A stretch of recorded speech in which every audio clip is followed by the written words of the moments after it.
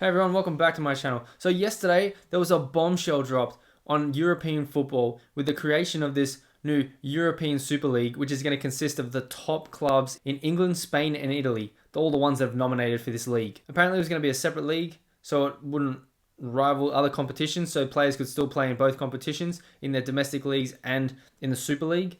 But that doesn't look like it's going to be the case because UEFA has come out and said, nah, that ain't happening.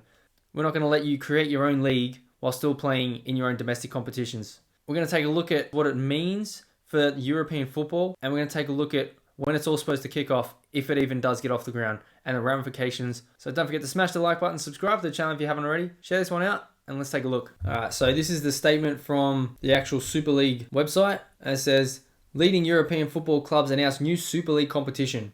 12 of Europe's leading football clubs have today come together to announce they have agreed to establish a new midweek competition, the Super League, governed by its founding clubs.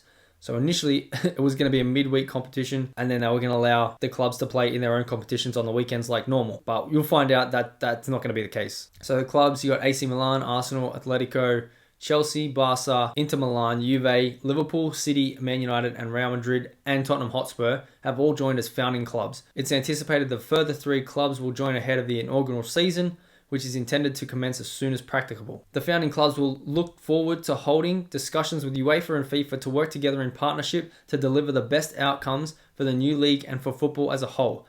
Well, what we'll see is that UEFA said, fuck you, basically. That ain't happening. So let's take a look at the ABC and have a look. So what is the European Super League? Which clubs are playing and how will it work? So European football looks set for a seismic schism with 12 of the biggest clubs in the world signing on to a new competition, the Super League. The threat of a rebel league initially looked like something of a bargaining chip in negotiations over proposed Champions League reforms, which just were announced today. And they're going to come in 2023-2024 season, but things are moving rapidly towards an apparent start date, which we now know is going to be August. It's only a few months away. So what do we know about this potentially game-changing league and what does it mean?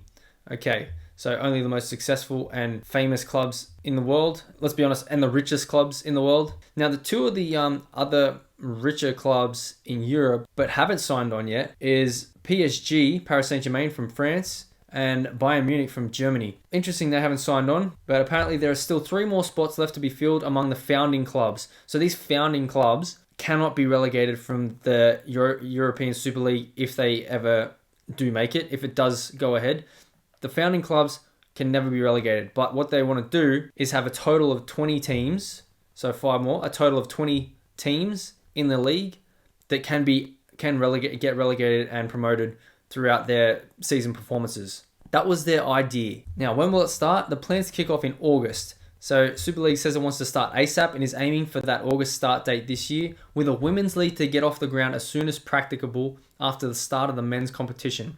Now, so this is going to affect the women's league as well. What is the format? So it's not going to be like a normal season format like you would have with like the English Premier League or La Liga in Spain. It's going to be 20 teams split into 2 groups of 10 for home and away games, with the top 3 in each group automatically reaching the quarterfinals. Similar to current Champions League format, which is going to change in the next couple of years. So what I skipped over is the main part. This is going to be an issue. Despite threats that the competing teams will be banned from their respective domestic leagues, the plan, so this was the initial plan, was for the Super League games to be midweek fixtures to allow the clubs to play in the Premier League, La Liga or Serie A.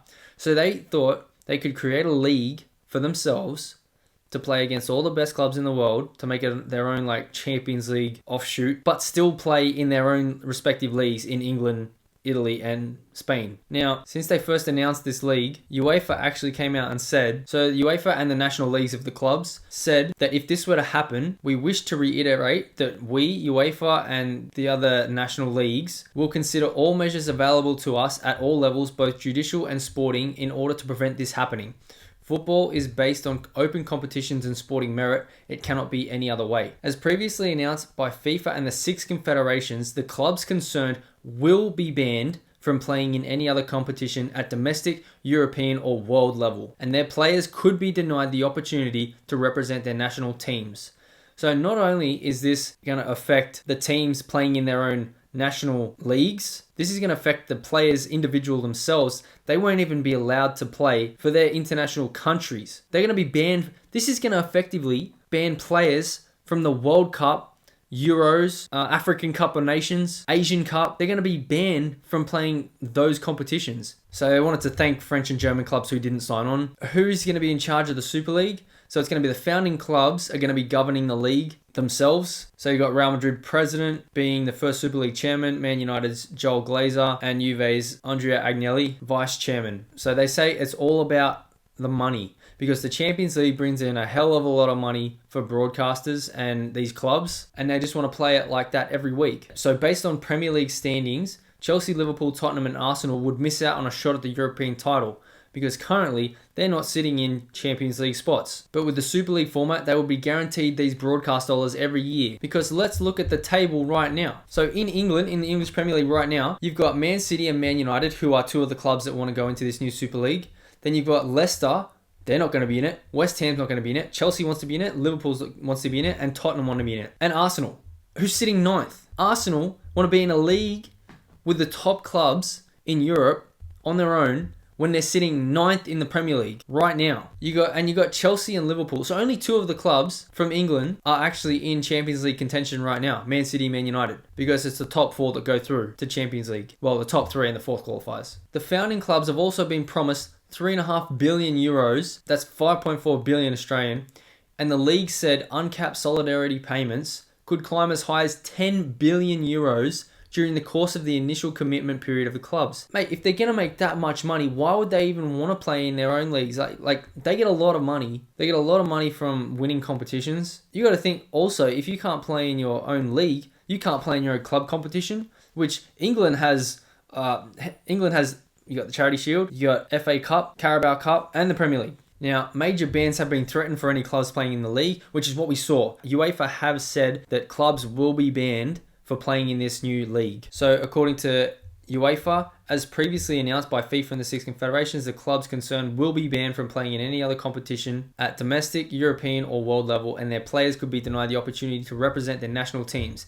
Now that is going to hurt the individuals, because Australia has, this is even going to be the women's competition as well, so Australia has a lot of players in Europe that actually play on the Matildas side. And Sam Kerr, like our most well-known female football player, plays for Chelsea in the Women's League. She's not going to be able to play for the Matildas. This is going to hurt international sides. So this is going to drive down the quality of European Championships, Asian Cup. This is going to drive down the quality of the World Cup games. So this is 100% UEFA giving an ultimatum to these clubs to say, if you make your own league, it's at your own expense and your own cost. You want your own league, you're not going to play in anything else. And your individual players are not going to be playing for their home nations in the World Cup. Now you got to consider what we're talking about, the money aspect. Because if you are making 10 billion euros, 15.5 billion Australian, I get it about national pride and playing for your country in a World Cup, but if you're getting paid hell of a lot of money to play every week against the same teams, and you can finance your life, have something to retire on, I mean, who wouldn't want to take that? Who wouldn't want to take that option? If the clubs are going to pay you that much money to play the same teams in and out every week, why not? So yeah, if that threat of banning clubs, which looks like they've just confirmed, if that threat is followed up, it would mean the Premier League would lose its 6 biggest clubs, who have won 24 out of the past 25 English titles. Yeah, you got Man United, Man City, Chelsea, Liverpool and Arsenal have all won titles, and you've also had Leicester, who came out of nowhere to win that title a few years ago. But if that happens, you kick those 6 teams out, you can promote 6 teams from the second league down, you promote the next. So everyone a tier below is going to jump up. So it'll give teams a chance that have been in the second league, who might not have been on the brink of getting into the Premier League, but now they're actually going to get a chance. But here's also what I think. If you are a player that is not on one of those Super League teams, and one of the Super League teams wants to buy you for a transfer, you got to consider your options then. You got to go, okay, I can either play in my own competition and play for my country as well. Otherwise, if I go to a club that is in a Super League, how damaging is that going to be for my career going forward?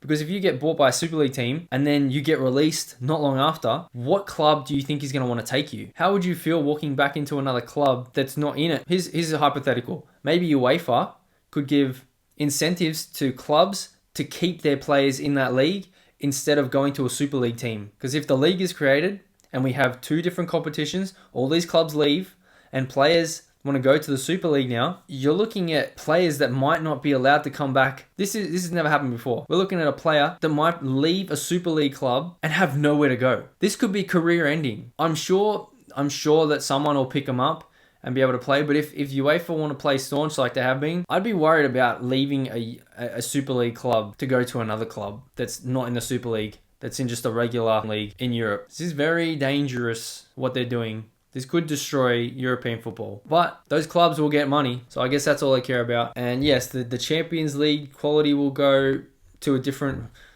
clubs now, because the 12 teams already signed on have dominated the Champions League for the past 2 decades, with a couple of teams being exceptions. Now, yeah, you got to think of the national teams that are going to lose their players. You got Cristiano Ronaldo not playing for Portugal, Leo Messi not playing for Argentina, Modric out of Croatia, Kante out of France. The list goes on. So will this new European Super League actually get off the ground in August as they predict they want to? Or will UEFA's bans be too much for these clubs? I don't believe so. They've got a lot of money. They're going to be a lot of money coming in, billions and billions of dollars. But this is a kick to the guts of European football and the individual players themselves not being able to play for their respective countries in massive competitions like Euros and the World Cup. Let me know your thoughts in the comments below. Be sure to smash the like button, subscribe to the channel if you haven't already. Share this one out, and I'll see you in the next one.